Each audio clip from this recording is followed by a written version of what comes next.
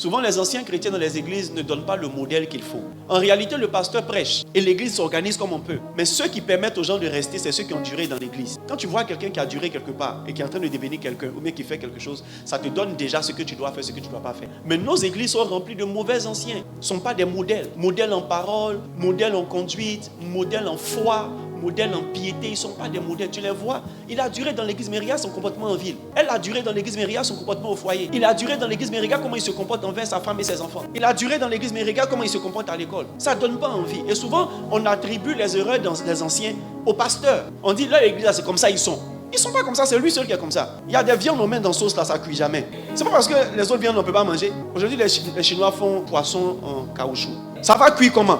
Il y a des chrétiens, des anciens qui sont les chrétiens en caoutchouc. Quel que soit le message que tu vas prêcher, ils ne vont jamais se convertir. Des gens qui viennent à l'église, ça dit, ils ont toujours problème. Depuis que tu connais Jésus, tu as problème. Comment quelqu'un peut venir dans une église où quelqu'un vient à ses problèmes, il retourne à ses problèmes? Ah, ce que je sais, Jésus donne du repos. Mais c'est la personne là. Elle ne va pas dire ce qu'elle fait dans le secret. Mais sa vie, tu ne peux pas être épanoui. Mais je bénis Dieu parce qu'au milieu de ce tour de mauvais anciens, il y a de bons anciens. Vous savez, je préfère regarder la seule personne qui est guérie dans un hôpital que les 10 personnes qui sont mortes. Parce que les gens peuvent mourir parce qu'ils n'ont pas suivi le traitement. Ils n'ont pas suivi correctement le traitement. Ils ont menti lorsqu'ils faisaient la consultation. Les pasteurs ne sont pas des magiciens. Et même Dieu, il a besoin que tu lui dises ce que ton cœur désire pour qu'il te donne. Donc quand tu viens avec beaucoup de mystères, si c'est vraiment un homme de Dieu, il va savoir on ne sait rien. Si tu viens nous mentir, on va t'aider dans ton mensonge. Et un jour, tu vas nous dire non, en fait, il t'a blagué. Mais écoute, c'est toi qui as perdu. Je t'impose les mains, je prie pour toi. Je dis, aujourd'hui, tu vas te donner du travail. Va chercher du travail. Et puis dimanche prochain, tu viens, tu dis, j'ai rien eu. Mais tu n'es pas allé chercher travail. La prophétie a besoin que tu marches. Donc ne regarde pas la médiocrité de la vie d'un ancien pour croire que l'église n'est pas bonne. Et tu dois lutter aussi pour être un bon ancien. Faut prier même pour que Dieu fasse de toi un signe. Pour que les gens croient en lui, Dieu. Et que les gens se donnent à Jésus. Et que les gens rejoignent ton église. Beaucoup d'anciens se plaignent trop des églises. Depuis qu'ils sont dans l'église, il y a un problème. Ils ne vont jamais te raconter quelque chose de bon ils ont fait pour eux. J'ai souffert ici.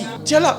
Demande à quelqu'un, tu parles là. Tu es là pourquoi? Souvent, il y a des gens qui sont hypocrites. Ils disent, hé, daddy, tu es mon pasteur. Mais qu'est-ce qu'ils disent dehors? Mais c'est normal qu'ils ne soient pas bénis. Dieu ne bénit pas ta bouche. Dieu bénit ton cœur. Tu nous fais croire que tu es avec nous. Tu nous fais croire que tu es sincère. Pourtant, ce que tu dis dehors là, ça sent mauvais. Comment Dieu va te bénir dans ça? Ne soyez pas hypocrite. La plupart des anciens dans nos églises, je ne parle pas seulement du GDC, qui ne sont pas bénis, c'est des gens qui ne sont pas sincères. La Bible dit, si tu obéis, voici les bénédictions qui vont t'accompagner. Si tu n'obéis pas, il y a des malédictions qui vont t'accompagner. Ça veut dire que même si tu as entendu la voix, entre la voix que tu as entendue, aussi puissante soit-elle, et puis ta bénédiction, il y a l'obéissance. Donc tu peux avoir un bon pasteur qui te parle, mais si tu n'obéis pas, tu ne seras pas béni. Je ne vous enseigne pas parce que quand je dors la nuit, je connais tout. Non, je vous enseigne parce que Dieu met dans mon cœur des enseignements à vous donner. Maintenant, quand j'ai fini d'enseigner, si vous ne prenez pas pour pratiquer, vous ne serez pas bénis. Ceux qui vont pratiquer seront bénis. Donc les mauvais anciens, malheureusement c'est comme ça ils sont. N'attribuez pas la réputation d'une seule personne à toute une église. Vous n'êtes pas juste. Vous n'allez pas accepter qu'on vous dit vous êtes un mauvais père parce que votre enfant est bandit. Les gens ne vont pas voir le chapitre où vous avez envoyé votre enfant chez son oncle pour aller à l'école. Et puis c'est son oncle qui est tombé chez ses cousins qui sont bandits. Il y a des aspects, vous n'allez pas regarder. Vous n'allez pas regarder le fait que l'enfant là, quand tu lui parles, il n'écoute pas. Aucun parent ne peut garantir que son enfant est un enfant, sera un bon enfant. La seule garantie pour un parent, pour dire que son enfant sera un bon enfant, c'est que l'enfant l'écoute. Ésaïe 1 verset 19 dit, si tu es